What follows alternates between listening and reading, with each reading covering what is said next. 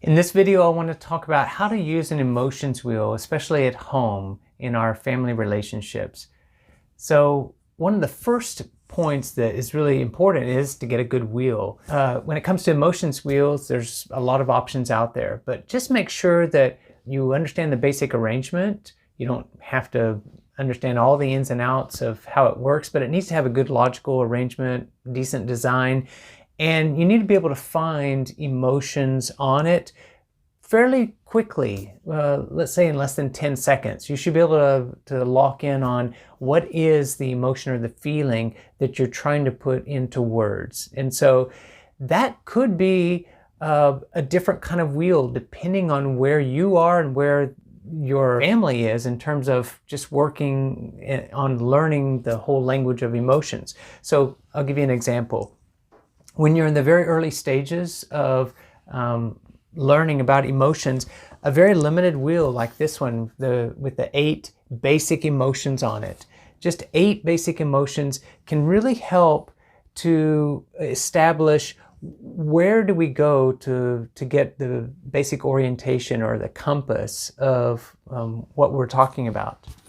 If you've learned a little bit more about emotions, you might want to use what I call an intermediate wheel, or one of the training wheels, like learning emotions. There's 24 on here. There's 8 basic emotions, and then there's 16 more outside of that, so that you can start from a basic one and then make a little more of a distinction. Let's say, for example, you're talking to your child and you say, "How are you feeling today?" And they say, "I'm sad."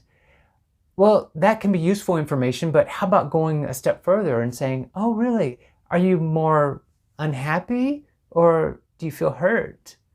Because here on this wheel for learning emotions, sad is the basic emotion, but unhappy and hurt are 2 of the options.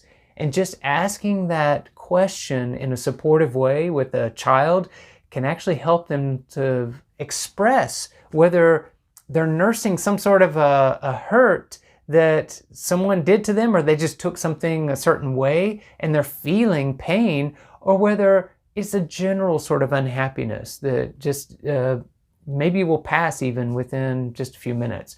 So having that distinction is helpful for us as parents, but it's also useful for a child to start articulating whether their sadness is actually based on something that involves other people, or whether it's something that's more kind of an internal experience that they're going through. They're just unhappy versus they're feeling hurt because someone did something to them, or they got hurt. Another option for a wheel, particularly as your children grow older, I'm thinking about, for some maybe middle school, but more likely for high school, would be a fully elaborated wheel like this one that has 128 emotions on it. So you have the 8 basic ones in the center, and then a second ring and a third ring where you can really get specific into what expression of an emotion are we really talking about.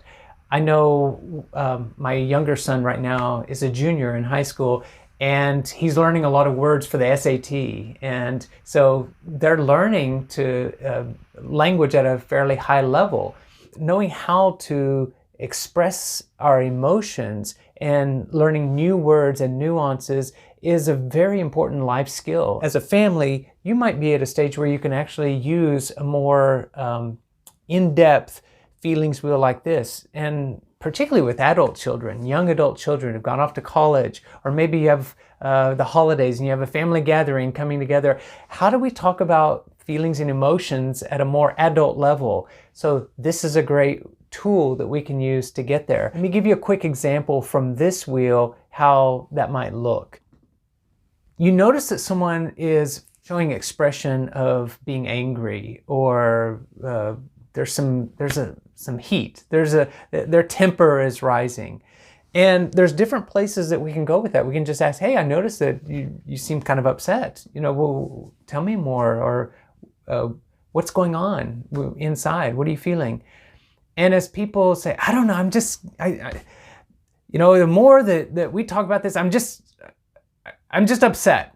I don't really want to talk about it." It's a very common response that we'll get from people.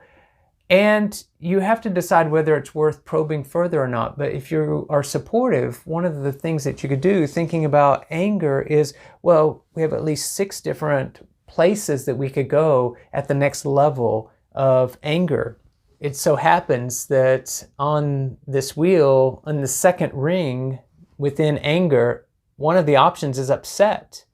And we could go even further because the 2 words that branch out from upset is provoked or irritated. And so if someone is feeling provoked, that has a different feeling and a different complexion to it than if someone is just irritated. And so irritation is a little more milder. Provoked means that there's someone or something that's actively getting a person riled up. And so provoked versus irritated, there's a nuance there, but it's a nuance worth understanding and getting into what's happening behind the scenes in order to make that a really sort of difficult emotion to express. Learning emotions is really an exercise in learning language and learning to use our language more effectively. And when you're learning another language besides your mother tongue, it actually helps us suddenly become aware of how powerful language can be. When you don't have the right word, you feel held back. You feel stymied, like you can't communicate effectively. As parents, we really want to help our children grow and just become healthy human beings. And besides teaching them our language, sometimes we even encourage them to learn other languages. I know when my oldest son was entering middle school that he was taking Spanish. And I know that in any language, learning to express our emotions is one of the more difficult parts of that language, just the vocabulary and the expression. So I got this wall chart for my son, and I thought with the facial expressions and with the words, the vocabulary, it would actually help him to pick up some of the unique ways of expressing himself in Spanish, in another language. If they don't have the words to express it, if they don't know how to say, Mom, I just need a minute. Dad, I'm feeling really angry right now, and I just want to hit something. I want to destroy something.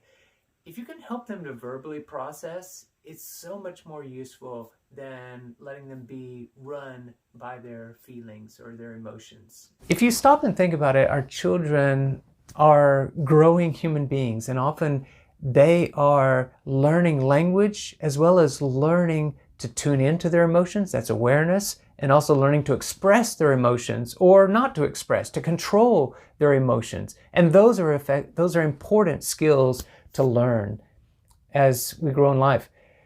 The thing that's really struck me as a parent is how much I learn from watching my kids grow and struggle through it, because as an adult, I'm still learning to tune into my emotions, to be aware of what I'm feeling. I'm learning to control myself. And there's nothing like family relationships to really show us all of our soft spots, all of our weak points, the areas where we need to grow as well. And so learning to have empathy for one another, learning to show compassion to one another, that's what I'm hoping to encourage. Is a tool like the Emotions Wheel helps us go further in building relationships that are supportive, that are healthy, that are strong, and that help all of us grow and become better human beings. So if this is helpful for you, I hope that you'll subscribe and you can watch more of our videos on this channel, and you can learn more about how to use emotions in the workplace and at home to be more effective. Thanks for joining us.